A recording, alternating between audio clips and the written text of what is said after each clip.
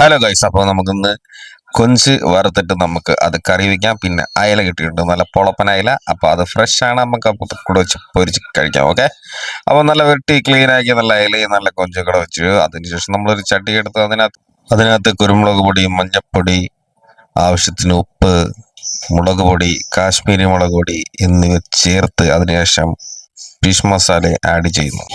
അപ്പോൾ ആവശ്യത്തിന് പെരുജീരകത്തിന്റെ പൊടിയും ചേർത്ത് അതിനുശേഷം കുറച്ച് നാരങ്ങ നീരും കുറച്ച് തൈരും ചേർത്ത് നല്ലോണം ഇളക്കി യോജിപ്പിച്ചെടുക്കുക. അതാണ്ട് ഇതേപോലെ.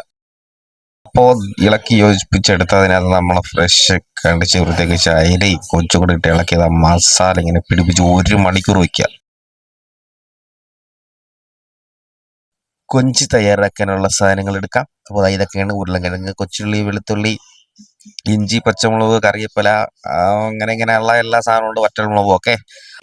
അപ്പോൾ നമ്മുടെ ചട്ടി ചൂടാതിന് ശേഷം അതിനകത്ത് നല്ല വെളിച്ചെണ്ണ ഒഴിച്ചതിന് ശേഷം തന്നെ അതിൻ്റെ കൂടെ കടുക് എടുത്ത് കടുക് ചാടിയപ്പോൾ കടുക് പൊട്ടുന്നതിന് മുന്നേ ആയിട്ട് തന്നെ 4 ഗ്രാമ്പൂ അതിൻ്റെ കൂടെ ഉലുവ ഇട്ട് കഴിഞ്ഞ് അത് റെഡിയാകുന്ന കൂടെ വറ്റൽമുളക്, കറിവേപ്പില, ഇഞ്ചി, പച്ചമുളക്, വെളുത്തുള്ളി എന്നിവ ചേർത്തു. എന്നിട്ട് കുറച്ച് കൊച്ചു ഉള്ളി കൂടെ, അതായത് ചെറിയ ഉള്ളി ചേർത്ത് നല്ലോണം ഇങ്ങനെ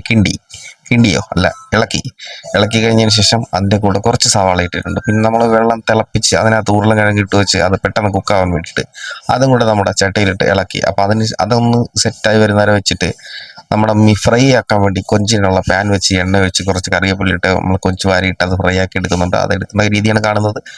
അപ്പോൾ ആ ഫ്രൈ ആവുന്ന സമയം കൊണ്ട് നമ്മുടെ കൊഞ്ചിനകത്ത് നമ്മൾ മഞ്ഞൾപ്പൊടി, കുരുമുളക് പൊടി, കുറച്ച് കാശ്മീരി മുളക് പൊടി, നോർമലായിട്ടുള്ള മുളക് പൊടി, കുറച്ച് മല്ലിപ്പൊടിയും ആവശ്യത്തിനുള്ള ഫിഷ് മസാലയും അത് കഴിഞ്ഞിട്ട് കുറച്ച് പെരുംജീരകപ്പൊടിയും ചേർത്ത് നന്നായിട്ട് ഇളക്കി ഈ ഒരു പരുവായിട്ട് വന്നപ്പോഴത്തേക്ക് കുറച്ച് ഉപ്പ് ചേർത്ത് നല്ലോണം ഇളക്കിയതിന് ശേഷം മല്ലിയില ചേർത്ത് ഇളക്കിയതിന് ശേഷം നമ്മുടെ കൊഞ്ചെല്ലാം വറുത്ത് സെറ്റായി വന്ന് അത് കോരിയൊന്ന് മാറ്റി വേറൊരു പാത്രത്തിലോട്ട് വെച്ചു. ഇത് കഴിഞ്ഞതിന് ശേഷം നമ്മൾ ചെയ്യാൻ പോകുന്ന നമ്മുടെ അയിലയെ അങ്ങോട്ട് ആ തിളച്ച എണ്ണയിലോട്ട് ചേർത്ത് വെച്ചു. അപ്പോൾ നമ്മൾ കൊഞ്ചിൻ്റെ ആ മിക്സ് ചെയ്തതിനകത്ത് കുറച്ച് തൈര് ഒഴിച്ച് പിന്നെ അത് ഇളക്കി യോജിപ്പിച്ചതിന് ശേഷം കുറച്ച് വെള്ളം ഒഴിച്ച് അങ്ങനെ തിളക്കാൻ വെക്കുക. അതിനുശേഷം അത് കഴിഞ്ഞിട്ട് നമ്മുടെ അയില സെറ്റായി വരുന്നുണ്ട്. അപ്പോൾ തിരിച്ച് മറിച്ചൊക്കെ ഇട്ട് റെഡിയാക്കി നല്ല സെറ്റപ്പ് സുന്ദരം കുട്ടപ്പനാക്കി എടുത്തിട്ടുണ്ട്.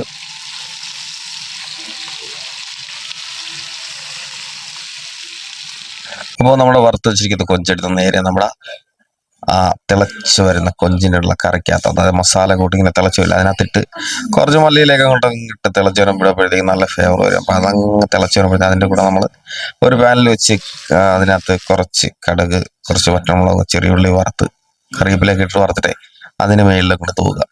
അത് കഴിഞ്ഞിട്ട് അതൊന്ന് ഇളക്കി ഇങ്ങനെ എടുത്തിട്ട് അത് കഴിഞ്ഞ് നമ്മളിങ്ങനെ കുറച്ച് കഴിയുമ്പോൾ ഒന്ന് കുറുകി കിട്ടും. ആ സമയത്ത് ഇങ്ങനെ ഇരിക്കും.